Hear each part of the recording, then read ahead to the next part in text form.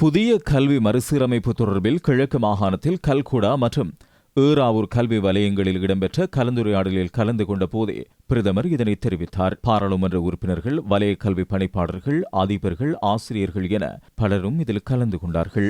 අධ්‍යාපනය කියන එක සේවාවක්. පළමුවත් දෙවනුවත් තුන්වරටත් එක සේවාවක්. கல்வி என்பது சேவையாகும். அந்த கல்வி சேவையின் ஆரோக்கியத்தை பேண வேண்டியது எம் அனைவரதும் மிக பெரும் கடமையாகும். கல்வியை மேம்படுத்தியே நாட்டை வளர்ச்சியடைய செய்ய முடியும். நாம் கல்விக்கு ஆரோக்கியமான அபிவிருத்தியை மேற்கொள்ள அரசாங்கம் என்ற வகையில் முயற்சிக்கின்றோம். அதனூடாகவே இந்த மறுசீரமைப்பும் வருகிறது. கல்குடா போன்ற கஷ்ட பிரதேசங்களாக இருந்தாலும் அது குறித்து விசேட தலையீடுகளை செய்து இலங்கையில் உள்ள எந்த பிள்ளையையும் கைவிடாமல் எல்லோரது வெற்றியையும் உறுதிப்படுத்தும் எதிர்காலத்தை பாதுகாக்கும் ஆரோக்கியமான கல்வி சேவையை வழங்க நாம் அனைவரும் கடமைப்பட்டுள்ளோம். 2026 ஆண்டு முதல் நமக்கு செய்வதற்கு நிறைய வேலைகள் உள்ளன. பிரச்சனைகள் வரும், அவற்றுக்கு முகம் கொடுக்க வேண்டும், அதற்கு தீர்வு காண வேண்டும். தீர்வு காண முடியாத எந்த பிரச்சனையும் இல்லை. நாம் கஷ்டப்பட்டால், நாம் ஒன்று சேர்ந்தால் எந்த பிரச்சனைக்கும் தீர்வு காண முடியும். අපි එකතු වුණොත් කතා කරොත් අපිට විසඳුම් හොයන්න පුළුවන්.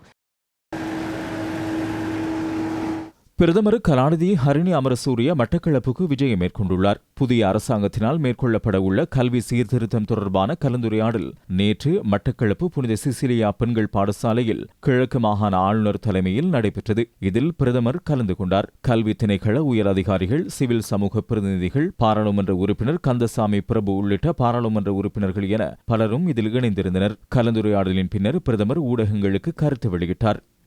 இதேவேளை பிரதமர் கலாநிதி ஹரிணி அமரசூரிய இன்று நிந்தவூர் அல் அஷ்ரக் தேசிய பாடசாலையில் இடம்பெற்ற புதிய கல்வி சீர்திருத்தம் தொடர்பான மாநாட்டில் கலந்து கொண்டார்.